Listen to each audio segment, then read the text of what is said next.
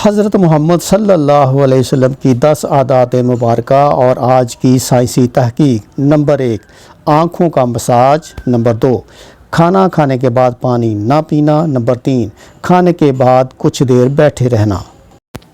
بسم اللہ الرحمن الرحیم۔ رسول اللہ صلی اللہ علیہ وسلم کی 10 عادات مبارکہ۔ آپ صلی اللہ علیہ وسلم پوری زندگی بیمار نہ ہوئے۔ نمبر 1، صبح جلدی اٹھنا۔ رسول اللہ صلی اللہ علیہ وسلم بہت جلد اٹھ جایا کرتے تھے، بلکہ ایسی کوئی روایت نہیں ملتی کہ آپ پہلے صلی اللہ علیہ وسلم کی تہجد بھی کبھی قضا ہوئی ہو۔ سورج نکلنے سے کچھ وقت قبل اور 1 گھنٹہ بعد تک کا وقت آکسیجن سے بھرپور وقت ہوتا ہے۔ آج سائنسی تحقیق کی بنیاد پر بھی صحت کے اعتبار سے 24 گھنٹے میں یہ بہترین وقت ہوتا ہے کہ جس میں آپ کو زیادہ سے زیادہ آکسیجن دینے کا موقع ملتا ہے، جو کہ آپ کی صحت مند زندگی کے لیے ایک بہترین مفید عمل ہے۔ نمبر 2، آنکھوں کا مساج۔ صبح نیند سے اٹھنے کے بعد آپ صلی اللہ علیہ وسلم آنکھوں کا مساج فرمایا کرتے تھے۔ جسم کا پورا نظام 11 سسٹم پر مشتمل ہوتا ہے۔ نیند سے اٹھنے کے بعد یہ سسٹم بحال ہونے میں 11 سے 12 منٹ لیتا ہے۔ اگر آپ آنکھوں کا مساج کرتے ہیں تو یہ سسٹم 10 سے 15 سیکنڈ میں فوراً بحال ہو جاتا ہے۔ نمبر 3، بستر پر کچھ دیر بیٹھے رہنا۔ رسول اللہ صلی اللہ علیہ وسلم بستر سے اٹھ کر کچھ دیر بیٹھے رہتے تھے اور معمول تھا کہ 3 دفعہ سورہ اخلاص پڑھتے تھے کہ جس کو پڑھنے میں تقریباً 1 منٹ صرف ہوتا ہے۔ آج میڈیکل سائنس بتاتی ہے کہ ہمارے دماغ میں کیپلری ہے کہ جس کے ایک حصے میں دوسرے حصے کے لیے بلڈ کے لیے ایک پل بنتا ہے۔ اس طرح اس پل کے ذریعے سے ہی ہمارے پورے دماغ کو خون کی سپلائی بحال ہوتی ہے کہ جہاں سے ہمارے تمام تر اعصاب یعنی پورا جسم کو کنٹرول ہونا ہوتا ہے۔ اگر کوئی شخص صبح بیدار ہونے پر اچانک اٹھ کر چل دے جبکہ ابھی دماغ میں خون کی سپلائی بحال نہیں ہوئی تو اس شخص کو یہاں برین ہیمرز ہو سکتا ہے، یا وہ دماغ کے کئی دوسرے پیچیدہ مسائل کا شکار ہو سکتا ہے کہ جس میں اچانک جسم کے کئی حصوں کا مفلوج ہونا فلج بھی شامل ہے۔ جبکہ اگر وہ صرف 1 منٹ بیٹھے رہے کہ اس کے دماغ میں خون کی سپلائی بحال ہو سکے تو بہت سے پیچیدہ مسائل سے بچ سکتا ہے۔ یہ باقاعدہ ایک سائنس ہے اور اس ایک حدیث مبارکہ کے پیچھے بہت سے پروفیسر ڈاکٹرز کی ریسرچ شامل ہے کہ جس میں غیر مسلم ریسرچرز نے بھی اتفاق کیا ہے کہ ہمیں محمد صلی اللہ علیہ وسلم کی اس سنت کے مطابق صبح اٹھنے کے بعد بیڈ پر کچھ دیر بیٹھے رہنا چاہیے۔ اس کا فائدہ یہ ہے کہ دماغ پوری طرح سے ایکٹیو ہو کر ہمارے جسم کی بھرپور رہنمائی کی قابل ہو جاتا ہے۔ اس سنت مبارکہ پر جہاں بہت بڑا اجر و ثواب ہے وہاں صحت کا بہت بڑا راز بھی ہے۔ نمبر 4، قیلولہ کرنا۔ آپ صلی اللہ علیہ وسلم کی عادت مبارکہ تھی کہ دوپہر کے کھانے کے بعد 20 سے 25 منٹ آپ صلی اللہ علیہ وسلم لیٹ جایا کرتے تھے۔ اس کا فائدہ یہ ہے کہ تقریباً 68% افراد میں جب وہ لنچ کرتے ہیں تو ان کا معدہ تھوڑی مقدار میں الکحل پیدا کرتا ہے۔ ایسے میں اگر انسان چل پھر رہا ہو تو وہ چکرا کر گر سکتا ہے یا اس پر خمار کی سی کیفیت طاری ہو سکتی ہے۔ یہی سبب ہے کہ آپ ہمیشہ دوپہر کے کھانے کے بعد اپنے آپ کو تھوڑا بوجھل سا محسوس کرتے ہیں۔ اگر ہم کچھ دیر لیٹ جائیں تو الکحل سے پیدا ہونے والے خمار کا ذہن پر زیادہ دباؤ نہیں آئے گا اور وہ جسم کے فنکشن کے لیے زیادہ فعال رہے گا اور ہم کسی بھی طرح کے حادثے سے بچ جائیں گے۔ اس کے علاوہ بھی اس سنت مبارکہ پر عمل نہ کرنے کی صورت میں بہت سے صحت کے مسائل کا خدشہ رہتا ہے۔ چونکہ یہ بات آج تحقیقات سے ثابت شدہ ہے، اس لیے دنیا بھر کے ممالک میں بیشتر 1 سے 2 یا 3 بجے تک دوپہر کا وقفہ کیا جاتا ہے تاکہ لوگ لنچ کے بعد کچھ قیلولہ کر سکیں۔ آج پورا یورپ رسول اللہ صلی اللہ علیہ وسلم کی سنت کو عملاً اپنائے ہوئے ہے اور پوری یورپ میں دوپہر کے 1 سے 3 بجے تک کا وقفہ ہوتا ہے۔ انہوں نے سنت رسول صلی اللہ علیہ وسلم پر ریسرچ کی، اپنایا اور ہم سے کہیں بہتر صحت کا معیار رکھتے ہیں۔ نمبر 5، کھانے سے پہلے پھل نوش فرمانا۔ رسول اللہ صلی اللہ علیہ وسلم ہمیشہ کھانا کھانے سے پہلے فروٹ نوش فرمایا کرتے تھے۔ آپ صلی اللہ علیہ وسلم کی عادت مبارکہ تھی کہ آپ کھانے کے بعد پھل نوش نہ فرماتے تھے۔ मुख्तलिफ़ फलों में 90 से 99% तक पानी की मकदार होती है, जबकि खाने से कबल पानी पीने की तरगीब दिलाई है। इसलिए मुख्तलिफ़ फल भी चूँकि पानी की बहुत ज़्यादा मकदार रखते हैं, इसलिए इनको खाने से पहले खाने से जिस्म और ख़ास तौर पर मैदा और आंतों को तवानाई मिलती है, क्योंकि खाने को हज़म करने में मैदा और आँखों का बहुत अहम किरदार होता है और ये अमल उनकी कारकर्दगी बढ़ाने में इनके लिए मददगार साबित होता है। और यह बात भी साइंसी मुशाहदा से साबित शुदा है कि फ्रूट में जो मौजूद ग़िज़ाइयत से खाली मैदे को ज़्यादा फ़ायदा होता है। नंबर 6, ग़ज़ा के बाद पानी ना पीना। रसूलुल्लाह सल्लल्लाहु अलैहि वसल्लम कभी भी खाने के बाद पानी ना पीते थे। आज इल्म और तहकीक से जो बातें सामने आई हैं, उनसे ये पता चलता है कि इस सुन्नत मुबारका पर अमल ना करने की इस कदर नुकसानात हैं कि गुमान में भी नहीं किया जा सकता। जब हम खाने के बाद पानी पीते हैं तो खाने में जिस कदर भी फैट्स होते हैं वो खाने से निकलकर मैदे के ऊपर वाले हिस्से की तरफ आ जाते हैं।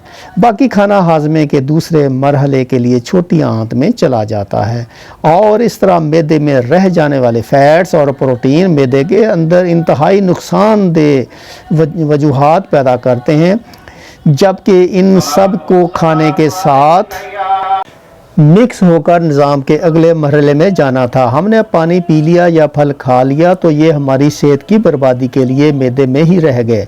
एक हदीस रसूल सल्लल्लाहु अलैहि वसल्लम का मफ़हूम है कि अगर खाना खा लेने के बाद पानी की हाजत हो तो महज चंद एक घूंट ले लो और उसके बाद रोटी का एक लुक़मा खा लो। जापानी तहकीक है कि खाने के बाद पानी पीने से जो फ़ैट ऊपर आ रहे होते हैं और आपने जो बाद में लुक़मा खा लिया तो फ़ैट्स के ऊपर आने का सिलसिला वहीं रुक जाता है, बल्कि वो दोबारा ग़िज़ा का हिस्सा बन जाते हैं। इसलिए खाना खाने के बाद पानी हरगिज़ ना पीना चाहिए कि जो पेट में ना सिर्फ गैसेस, तेज़ाबियत, बदहज़मी का बायस बनते हैं, बल्कि बहुत से दिल के अमराज का ताल्लुक भी इस सुन्नते मुबारका पर अमल ना करने के सबब से ही है।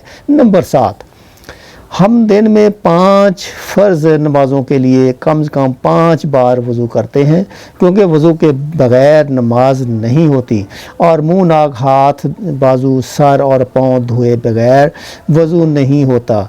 यानी दिन में 5 बार हम जिस्म के इन तमाम अज़ा को धोते हैं कि जिन पर मिट्टी और कार्बन लग जाती है। आज साइंसी मुशाहदात ये बात साबित करते हैं जिस्म के जिन अज़ा पर मिट्टी या कार्बन लग जाती है तो अगर इनको साफ़ ना किया जाए और वो जिस्म के इस हिस्से पर ज़्यादा देर लगे रहें तो इन अज़ा और दवा का कनेक्शन कमज़ोर हो जाता है, यानी जिस्म का असाबी निज़ाम कमज़ोर हो जाता है। चनाचे वो मुसलसल दिमाग को ये पैगाम भेज रहे होते हैं कि जिस्म पर कोई चीज़ आ गई है और इसकी सफाई का अहतमाम किया जाए। अगर ये एक शख्स सुबह को मुँह धोता है और उसके बाद शाम में आकर धोता है तो इसके अज़ा और दिमाग का ताल्लुक कमज़ोर पड़ जाता है कि जिसके बाद में वो बहुत से असाबी मसाइल का शिकार हो सकता है। इस्लाम कम से कम दिन में 5 बार आपके अज़ा की सफाई का बंदोबस्त करता है और जुमा के रोज़ नाखून, ज़ेरे नाफ और बगलों के गैर ज़रूरी बाल काटने समेत मुकम्मल सफाई का अहतमाम करता है। रसूलुल्लाह सल्लल्लाहु अलैहि वसल्लम ने ये ना सिर्फ ऐसा करने का हुक्म फरमाया है बल्कि ये सब आप सल्लल्लाहु अलैहि वसल्लम की सुन्नत मुबारका का हिस्सा भी हैं। नंबर 8, जल्द सोना। रसूलुल्लाह सल्लल्लाहु अलैहि वसल्लम की एक और आदत मुबारका ये भी थी कि आप सल्लल्लाहु अलैहि वसल्लम रात जल्द सो जाया करते थे। अमूमन आप सल्लल्लाहु अलैहि वसल्लम नमाज इशा के फ़ौरन बाद सो जाते थे, यानी रात जल्द सोना और सुबह जल्द उठना आप सल्लल्लाहु अलैहि वसल्लम के मामूलात में शामिल था। हमारी बायोलॉजिकल वॉच जो कि हमारे पूरे जिस्म के निज़ाम को मनज़्ज़म करती है, वो जब ये बाहर अंधेरा देखती है तो ये आपके जिस्म को सोने का सिग्नल दे देती है। जिस्म को तैयारी के लिए ये 1.5 से 2 घंटे का टाइम देती है कि जिस वक्त तक आपको लाजमी सोना है। नोट कीजिए कि नमाज मगरिब और नमाज इशा में भी तकरीबन इतना ही दौरानिया होता है। इसका फ़ायदा ये होता है कि आपके जिस्म के अंदर बायोलॉजिकल वॉच का तहत एक डॉक्टर जाग जाता है जो आपके पूरे जिस्म की मेंटेनेंस करता है। अगर कहीं ज़ख्म आ गया है और इसको रिपेयर करेगा, और अगर जिगर या किसी और अज़ा में कुछ मुश्किल है तो इस पर काम करेगा, बल्कि सोने के बाद सबसे पहले जिगर पर ही काम होता है। और जो जिगर के मरीज़ हैं इनके लिए यह राय भी है जहां वो अपना इलाज कर रहे हैं वो अपनी जगह, लेकिन अपनी नींद के निज़ाम को बेहतर करके अपने जिस्म के डॉक्टर को इलाज का मौका दीजिए और फिर इसके समरात देखिए। رات کے 10 بجے سے 12 بجے تک جگر اور اس کے ارد گرد کے اعضاء کی مینٹیننس ہوتی ہے، اور اس کے بعد درجہ بدرجہ پورے جسم کی مینٹیننس ہوتی ہے، اور یہ عمل روزانہ کی بنیاد پر ہوتا ہے۔ اللہ رب العزت نے آپ کے جسم میں ایک آٹومیٹک نظام رکھا ہے جو ہمارے جسم کا آٹومیٹک ڈاکٹر ہے۔ جب آپ جلدی سونے کے عادت بناتے ہیں، عہد جہالت میں عربوں میں ایک رواج تھا کہ رات کے کھانے کے بعد ان کے ہاں شعر و شاعری اور دیو مالائی کہانیوں کی محفلیں ہوتی تھیں جو رات کے 2 بجے تک چلتی رہتی تھیں، اور اس ماحول میں رسول اللہ صلی اللہ علیہ وسلم کا رات جلدی سونا بھی ان کے نزدیک ایک قابل اعتراض عمل تھا۔ یہ تو عہد جہالت تھا، لیکن آج ماڈرن دور کا دعویٰ کرنے والے ہم مسلمانوں کے ہاں بھی دیر تک جاگنے کو نہ صرف قابل اعتراض نہیں سمجھا جاتا بلکہ کچھ حد تک تو قابل فخر بھی جانا جاتا ہے۔ عہد جہالت کی محفلوں کی جگہ آج ماڈرن انٹرنیٹ اور سیٹلائٹ ٹیکنالوجی نے لے لی ہے، لیکن جلد سونا رسول اللہ علیہ وسلم کے معمولات میں تھا، کیونکہ جسم کی اندرونی ڈاکٹر کی افادیت سے واقف تھے، اور یہی وجہ ہے کہ پوری حیات مبارکہ میں رسول اللہ علیہ وسلم نے ایک لمحے کے لیے بھی بیمار نہیں ہوئے۔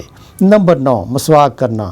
رسول اللہ صلی اللہ علیہ وسلم مسواک کو بہت پسند فرماتے تھے، اور خصوصاً دن میں 5 دفعہ ہر نماز میں وضو کے ساتھ تو ضرور اس کا اہتمام فرماتے تھے۔ اس کے علاوہ بھی گھر تشریف لاتے کسی محفل میں حاضری سے پہلے غرض موقع بے موقع مسواک کا اہتمام کرتے، اور مسواک کو بہت محبوب رکھتے تھے۔ ہوتا یہ ہے کہ جب ہم کھانا کھاتے ہیں تو دانتوں کے درمیان کھانے کی کچھ نہ کچھ ذرات رہ جاتے ہیں، اور کھانے کی 1 گھنٹہ بعد ان میں بیکٹیریا پیدا ہو جاتے ہیں۔ محسوس کیجئے گا کہ دانتوں میں رہ جانے والے ذرات 2 گھنٹوں میں بعد نرم ہو جاتے ہیں، اور اس کی وجہ یہ بیکٹیریا ہی ہے۔ اس لیے ہمیں کہا گیا ہے کہ سونے سے پہلے مسواک کا اہتمام کیا جائے، ورنہ یہ آپ کے ہارٹ اٹیک کا بھی سبب بن سکتی ہے۔ آج امریکہ اور مغربی ممالک میں صبح اٹھتے بغیر دانت منہ صاف کیے کھانے پینے کا رواج عام ہے، جو ان میں طرح طرح کی بیماریوں کا سبب بن رہا ہے۔ آسٹریلیا کی ایک یونیورسٹی نے ہارٹ اٹیک کے 500 مریضوں پر تحقیق کی۔ انہوں نے جہاں اور بہت سی وجوہات بیان کی، وہاں ایک کامن وجہ یہ بھی سامنے آئی کہ یہ لوگ ٹوتھ برش کرنے کے عادی نہ تھے، جس کے سبب ان کے دانتوں میں جمع میل پیٹ میں جا کر اس قدر ملٹی پلائی ہوا کہ وہ ہارٹ کی آرٹریز کو بلاک کرنے کا سبب بنا۔